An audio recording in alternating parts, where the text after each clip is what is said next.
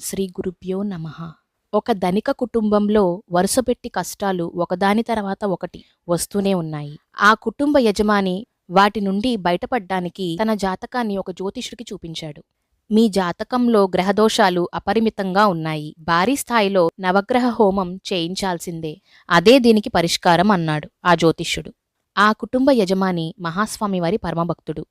ఆయన ఈ హోమం చేయించడానికి మహాస్వామివారి అనుమతి కోసం వచ్చాడు. మహాస్వామివారు అతడిని చూసి, జ్యోతిష్యుడు చెప్పినట్లుగా నవగ్రహ హోమం చేస్తే మంచి జరగకున్నా ఖచ్చితంగా ఎలాంటి హాని జరగదు అని సముచితమైన జవాబునిచ్చారు.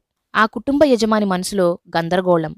హోమం చెయ్యాలా వద్దా మహాస్వామివారిని మరోసారి అడుగుదామనుకుంటే ఆయన ఆ సమయంలో అక్కడ లేరు. జవాబు చెప్పిన వెంటనే చటుక్కున అక్కడి నుండి లేచి వెళ్ళిపోయారు. ఆ భక్తుడు మహాస్వామివారి శిష్యునితో ఇలా అన్నాడు.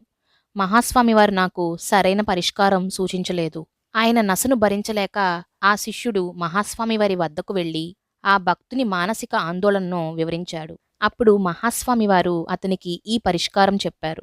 ప్రతి ఒక్కరికి తమదైన కర్తవ్యాలుంటాయి. ఇతని ఇంట్లో బామ్మ, తాతయ్య ఉన్నారు. వారి సంరక్షణ బాధ్యతను వహించి వారిని చక్కగా పోషించాలి.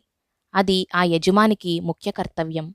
రెండవది, ఇంటి ముందుకు వచ్చిన యాచకులకు తన వల్లైనంత దానం చెయ్యాలి.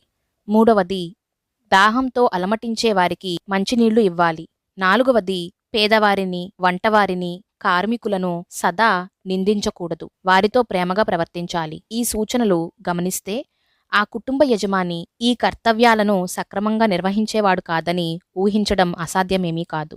ఆ శిష్యుడు ఆ భక్తుని వద్దకు వెళ్ళి, మీ కర్తవ్యాన్ని, బాధ్యతలను సక్రమంగా నిర్వహిస్తే చాలు. కుటుంబంలో ఏర్పడిన కష్టాలన్నీ తొలగిపోతాయి.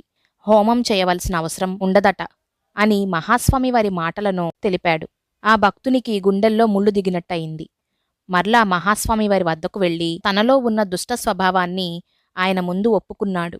కొన్ని దుష్టగుణాలు అలా నాలో చోటు చేసుకుంటున్నాయి. మహాస్వామివారి దయవల్ల సన్మార్గం వైపు నడుస్తాను. శరణాగతి కోరుకుంటున్నాను అన్నాడు ఆ యజమాని. మహాస్వామివారి మనసు కరిగింది. క్షేమంగా ఉండు అని ఆశీర్వదించారు. ఈ మాట సరే కాని ఆ కుటుంబ నేపథ్యం, ఆ యజమాని ప్రవర్తన, దుష్ట స్వభావాల గురించి మహాస్వామివారికి ఎలా తెలుసు? అసలు ఆయనకి తెలియంది ఏముంది గనక? జయ జయ శంకర, హర హర శంకర.